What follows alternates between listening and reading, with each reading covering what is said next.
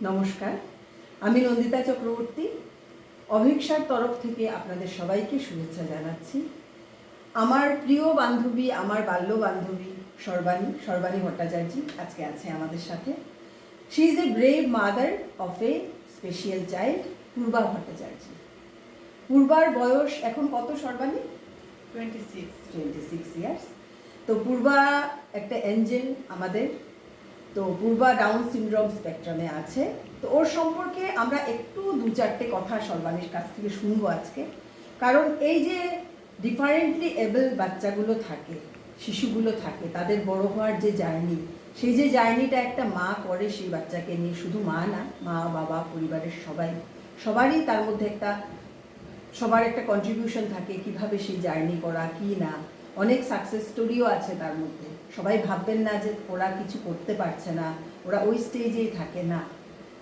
আমাদের কনস্ট্যান্ট যে প্রয়াস, সেটা একটা বাচ্চাকে অনেক দূর এগিয়ে নিতে পারে।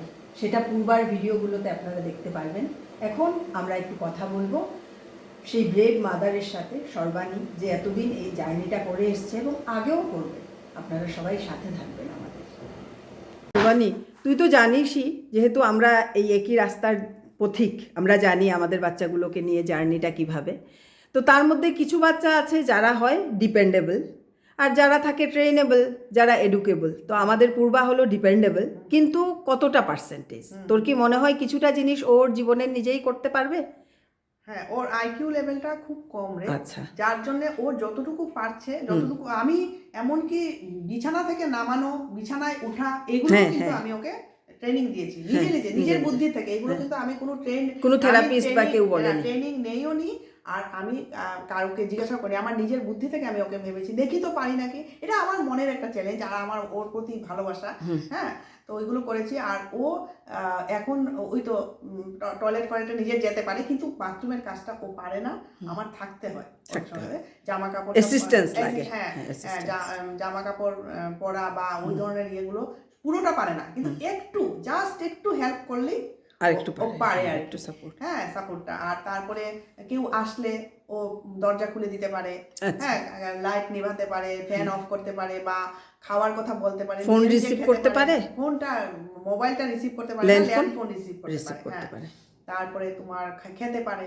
আচ্ছা, হ্যাঁ, খাওয়াটা তো আমি নিজে দেখলাম খুব সুন্দর করে, যেটা খুব বড় একটা ব্যাপার। কিন্তু সব বাচ্চাদেরকেই আমি দেখেছি খাওয়াটা পারে না অনেকে নিজে। ওইটাও আমি শিখিয়ে দিয়েছি, আঙুল দিয়ে এইভাবে ধরো, হাতটাকে ভাতগুলোকে এইভাবে ধরো, রুটিটা এইভাবে ছেড়ো, সব আমি এগুলো ওকে আমার যতটুকু বুদ্ধি আছে বা আমি যতটুকু মনে করেছি যে এই মা হিসেবে আমি ওকে তরকারিটাকে, রুটির মধ্যে সবজিটা এইভাবে নাও, এগুলো সব শিখিয়ে দিয়েছি। কিন্তু ওরা শিখতে পারে, একটু শিখে মানে সবকিছু। হ্যাঁ, আমি বুঝলাম কিছু চ্যালেঞ্জ আছে, কিন্তু তার মধ্যেও পজিটিভও আছে যদি আমরা এটা চ্যালেঞ্জ হিসাবে নেই আর ডেইলি যদি করি, আমরা ওদের সাথে সাহায্য করি। ওদেরকে ভালোবাসলে ওরাও ভালোবাসতে জানে। হ্যাঁ, ওদেরকে খুব ভালোবাসা দিতে হয়। আর সত্যি পুতুলের মতো তো ভালোবাসতে ইচ্ছেও করে বাচ্চাগুলো। হ্যাঁ, ওদের তো আগ পিছ ভালো মন্দ কোনো কিছু নেই ওদের মধ্যে। তুই ওর সামনে যদি ওর ছোট বোন আছে, ওর জন্য ওরা দুই ভাই বোনে খুব মিল। হ্যাঁ, প্রথম দিকে ছোট বোন যখন আস্তে আস্তে বড় হচ্ছিল, তখন দিদিভাইকে এরকম দেখে ওর ভিতরে একটা কোয়েশ্চন আসছিল, দিদিভাই এরকম কেন, দিদিভাই মানে একটু কথা বলতে পারে না বা ভালো করে আমার মতো দেখি ইয়ে করতে পারে না। কিন্তু ও আস্তে আস্তে ওটা অ্যাকসেপ্ট করে নিয়েছে। আর ও এখন, হ্যাঁ, আমরা শ্রেয়ার সাথেও ভবিষ্যতে কথা বলবো, কারণ সিবলিং স্পেশাল একটা বাচ্চার বাড়ির একটা বোন বা ভাই যে থাকে, তার অনেক চ্যালেঞ্জ থাকে। দরকার একজন ভাই বা বোন থাকা না। শুধু ওকে নিয়েই আমি সারা জীবন কাটিয়ে দেবো, এই ভাবনাটা না থাকাই ভালো মা বাবার। যদি এরকম বাচ্চা হয়, আমাকে এটাও ভয় দেখিয়েছিল ডাক্তার, এটা একটা ব্যাপার থাকে, নেক্সট বাচ্চা হ্যাঁ এরকম হতে পারে। আমরা অনেক টেস্ট করিয়েছি নেক্সট বাচ্চাটার জন্য। টেস্ট করি, আমরা জানতে পেরেছি ও নর্মাল আছে, তখন আমরা জন্ম দিয়েছি। ঠিক আছে, মানুষ দেখুক মানুষ। তারপরে আমি ওকে নিয়ে যেতাম পুজো টুজো, দুর্গা পূজা, বিবাহ, কারোর বিয়েতে গেলাম, নিয়ে কিন্তু গেছি। আমি আমার সামনে বসিয়ে রেখেছি, আমি কখনো ছাড়িনি, কারোর কাছে ছাড়িনি। আমি নিজেই, ওর ঘাটটা এরকম বেঁকা থাকতো, সবসময় নিচু থাকতো ওর, ওইটাকে আমি সবসময় উঁচু করে দিতাম, এমনি করে ধরে হ্যাঁ, মাথা উঁচু করো মা, মাথা উঁচু করো, জিভটা সব সময় বেরিয়ে রাখো এমনি করে। হ্যাঁ, জিভটা একটা কথা, এটা আমি জানতে চাই তোর কাছ থেকে। আমি জেনারেলি যতগুলো ডাউন সিনড্রোম বেবি দেখেছি, ওদের মধ্যে অনেকেই দেখি জিভটা কনস্ট্যান্ট বের করে রাখে, তো ড্রাইনেসও থাকে ওদের স্কিনের মধ্যে। কিন্তু পূর্বার এইবার আমি দেখলাম একদম এই জিনিসটা নেই, এটা একটা ডেভেলপমেন্ট।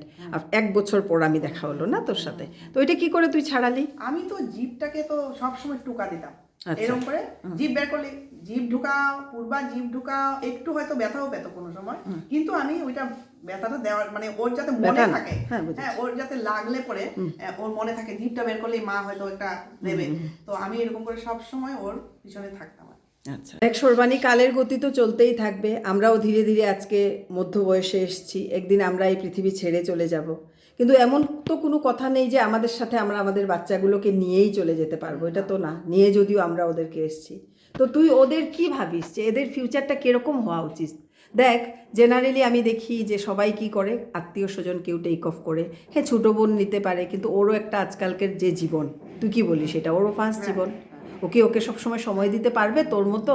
না না, ওইটা তো তুই ঠিকই বলেছিস, যে ছোট বোনের উপরে আমি ফেলে রেখে যেতে চাইও না, ওর নিজস্ব জীবনটা, হ্যাঁ ও খুব ভালোবাসে, দেখবে সবসময় দেখবে, আমি দিদিভাইকে সবসময় আমি দেখে রাখবো, কিন্তু কথা হচ্ছে আমি নিজেই চাই না যে ও কিভাবে, এটা সম্ভব না। হ্যাঁ, কারণ আজকালকার আমরা হাউস ওয়াইফ ছিলাম বা বাড়িতে থাকতাম, ওকে দেখে, বা মা, স্পেশালি আমি মা, আর ওর বোনের উপরে আমি চাপিয়ে রাখতে চাই না, আমি একটা চাই এরকম ওদের জন্য একটা ভালো ইনস্টিটিউট হোক, বা হচ্ছেও এখন।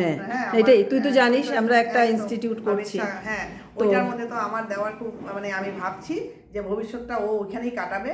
হ্যাঁ, আমিও যাব কোনো সময়, আমিও সবগুলো বাচ্চাকে একটু কোনো সময় দেখে রাখবো, 1 মাসের জন্য হয়তো ছুটিতেই চলে গেলাম, তো ওই রকম করে আমি ওকে ভবিষ্যৎটা ওখানেই দেখতে চাই, ওইরকম একটা ইনস্টিটিউটে দেখতে চাই, যাতে ও ওইভাবে সুন্দরভাবে থাকতে পারে আর কি। তো অভেক্ষার পরিবারে তোকে আমি স্বাগত জানাই, তুই একজন ব্রেভ মাদার, তুই যে এতটা জার্নি করে এসেছিস, আর তুই যে আমার খুব বন্ধু, তুই যে আমার মানে প্রাণের বন্ধু, আর তুই যে এতটা করতে পেরেছিস, সেজন্য আমার খুব প্রাউড ফিলিং, আমরা সত্যিই স্পেশাল মাদার না? তো সবার জন্য থাকলো নমস্কার, সব স্পেশাল মাদারের জন্য আমার একটা মেসেজ দে তুই লাস্টলি সব মাদের জন্য, অনুরোধ থাকলো, মা বাবা সবার জন্য। কেউ মানে কষ্ট তো হয় একটা মনে নিশ্চয়ই, হ্যাঁ, কিন্তু ওই কষ্টটাকে না করবেন না, ওইটাকে নিচে ফেলে আমরা ওদেরকে যতটুকু পারবো আমরা হেল্প করে ওদেরকে এগিয়ে